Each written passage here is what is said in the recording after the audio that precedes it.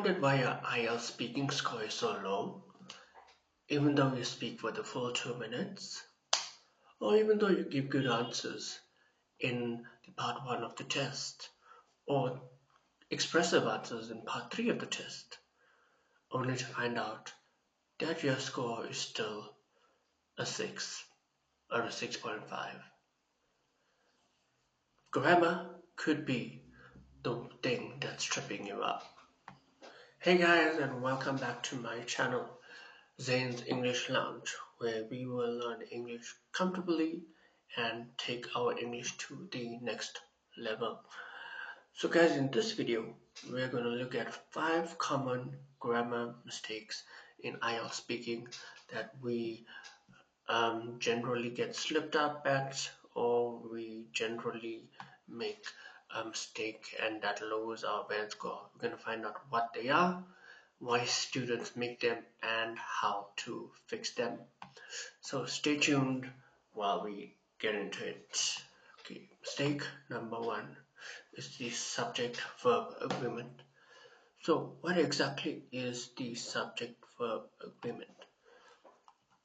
So the subject-verb agreement is something where the verb and the subject has to match. So singular subjects use singular verbs and plural subjects use plural verbs. So why is it a problem, and why does it pose a challenge for so many students? Because many languages don't change verb forms based on the subject, but English does. So sometimes students carry over their native language and they carry it over to English, and sometimes forget that the third person takes an S. So basically, he, she, or it takes an S in English. And uncountable nouns, they don't take the S because it's considered singular as one. We will look at it just now in an example. So in the subject-verb agreement, we have a sentence here. She have a lot of experience in teaching. Okay, whereas if you look at the correct sentence for B, she has a lot of experience in teaching. So you see, singular subject, singular verb. Okay, let's look at another example. The information are very useful for students. Okay, so here we have information, which is a countable noun, right? Which is an uncountable noun. So we're gonna be using the singular verb, right? So in this incorrect sentence here, we have the plural verb, which is are, right? So we're gonna change it to the information, because it's singular, is, we're gonna use the singular verb, very useful for students. Okay, going on to the tip for this part of the lesson. She have sounds more incomplete to native speakers, but she has sounds natural immediately. Okay, so let's look at mistake number 2. Overusing simple sentences, right?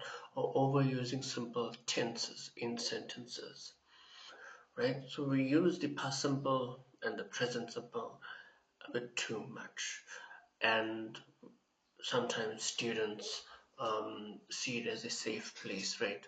Just to be in this area using the common present simple, past simple, and then not even expanding any further, which directly has an impact on our grammatical range.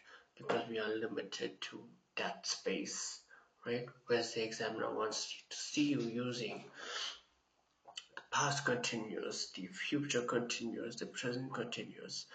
He wants to see you using the present perfect. So the examiner would like to see you will use more grammatical range, right? So that's how your band score will increase as well. So overusing simple tenses is also one of the mistakes that students make in the IELTS speaking test. What are the incorrect uses of this tenses that we are talking about? Right, so the incorrect use of this tense for a continuing action, right, for an action that's continuing. I study English for 5 years, right? So let's look at the correct answer on this one. I have been studying English for 5 years, right? So it's saying that I still study English now. So note for the simple past will be I studied English for 5 years, which is correct also. But when we use it in a continuing action, we're gonna be saying I have been studying English for 5 years. Let's look at another example. Yesterday I go to the market and I buy some fruits. Okay, again the tenses have to be um have to be syncing up, right? So you cannot use a past tense and a present verb. Okay, it has to be a different. It has to be the same, aligning together. So yesterday, we can immediately see it's talking about the past, and then go is your present verb. So we need to have a past verb in there. So let's look at the past verb, which will be yesterday I went to the market and bought some fruit. Okay, so a quick tip here is to match your tense to the time you are talking about. Okay, so yesterday past, went is past tense as well. Okay, All right, so let's look at another so mistake that directly affects your grammatical range and your accuracy. Mistake number 3: missing articles out or using the wrong articles. Right? So in English we have 3 articles, your a, and the. So why do students make a mistake at this grammar point? So uh, many languages, Chinese, Japanese, Korean, Russian, or even Arabic, have no articles at all. So when we come to the English language and we have to use them for these sentences to be grammatically correct, it becomes a challenge. So students either don't use them at all, or they use it too often but in the wrong sentence, and it will be the wrong article.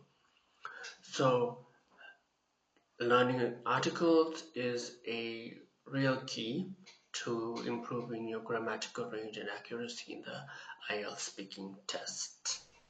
right, so let's look at this one example here. I think education is the most important thing in the life. Okay, but the correct answer would be I think education is the most important thing in life. Okay, so we're talking about life. We are not, we don't have to be like specifically talking about the life because life is life, right? So this is one example of overusing the article the. All right, let's look at the next sentence. I want to be doctor in future. Okay, so this is an example of a missing article. We will correct it and it will read, I want to be a doctor in the future. Okay.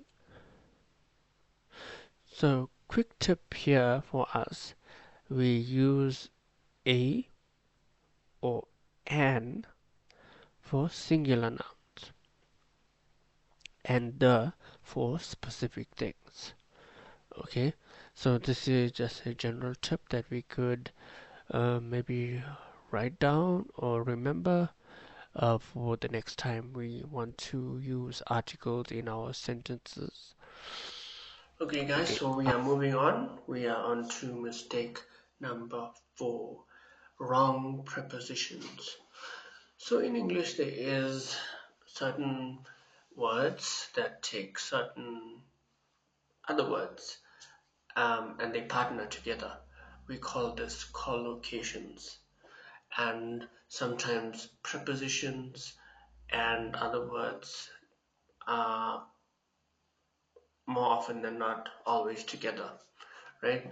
And sometimes we make mistakes in this, and that can really affect our lexical resource as well as our grammatical range and accuracy.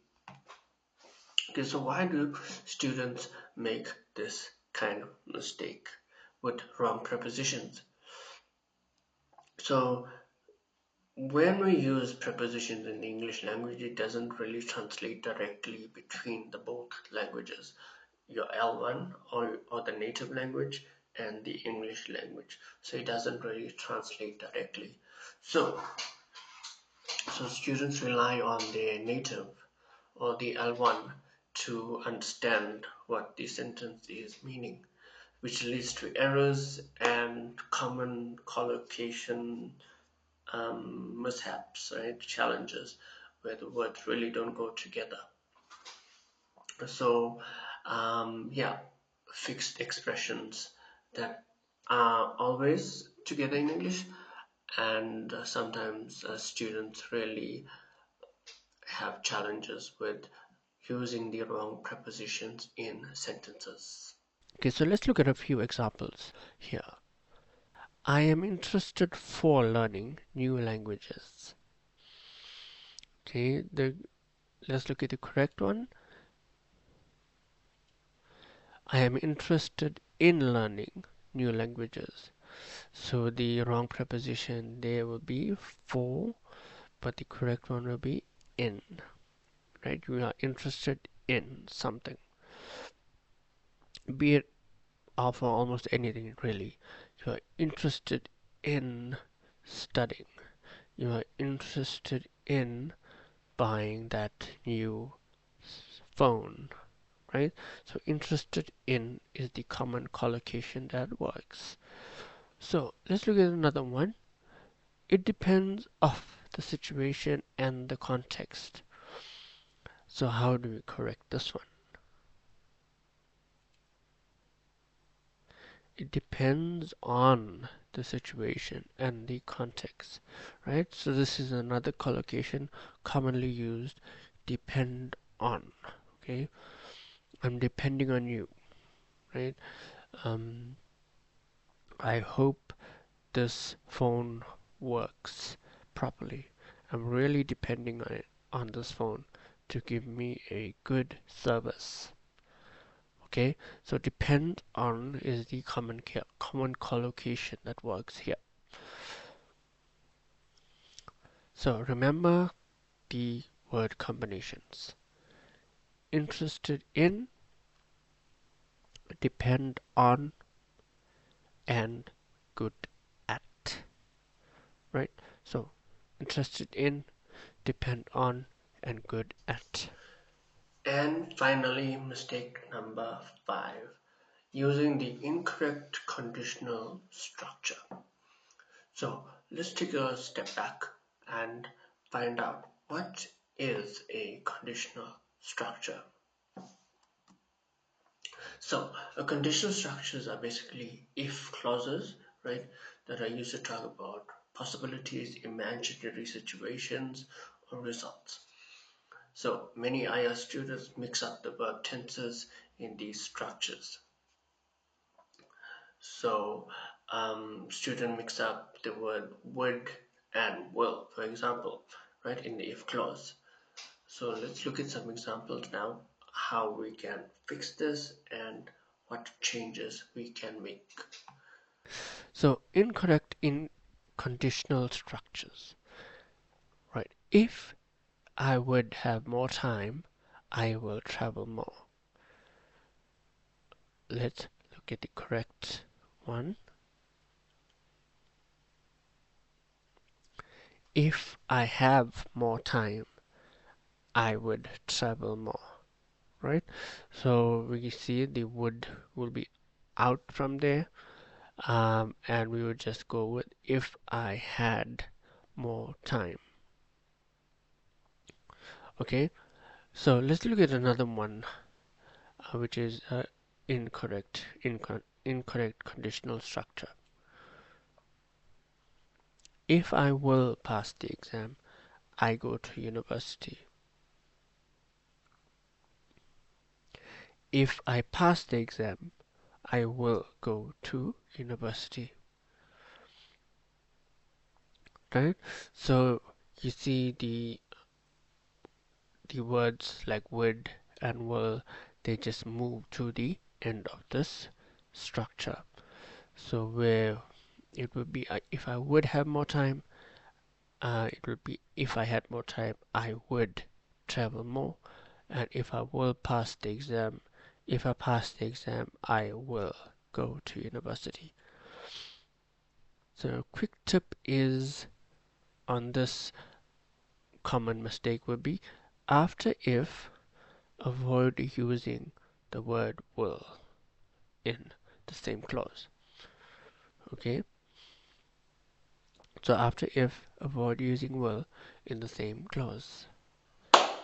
Okay, so guys, we have gone through 5 common IELTS grammar mistakes for the speaking test, and let's go through them and do a summary of the 5. So we spoke about the subject verb agreement, overusing simple tenses, missing or wrong articles, wrong prepositions, and incorrect conditional structures. So in all 5, grammatical range and accuracy is affected. So if you fall short in one of these 5, you are going to have your grammatical range and accuracy score affected. Okay, so it's one thing to know the mistakes, but what are practical ways we can use to improve our grammar score, right? So firstly, we can record ourselves speaking, right? Record you saying something or reading, and then listen back for grammar errors so you don't um, make those errors again, right? Because sometimes when we speak, we sometimes don't realize that we are making grammar errors.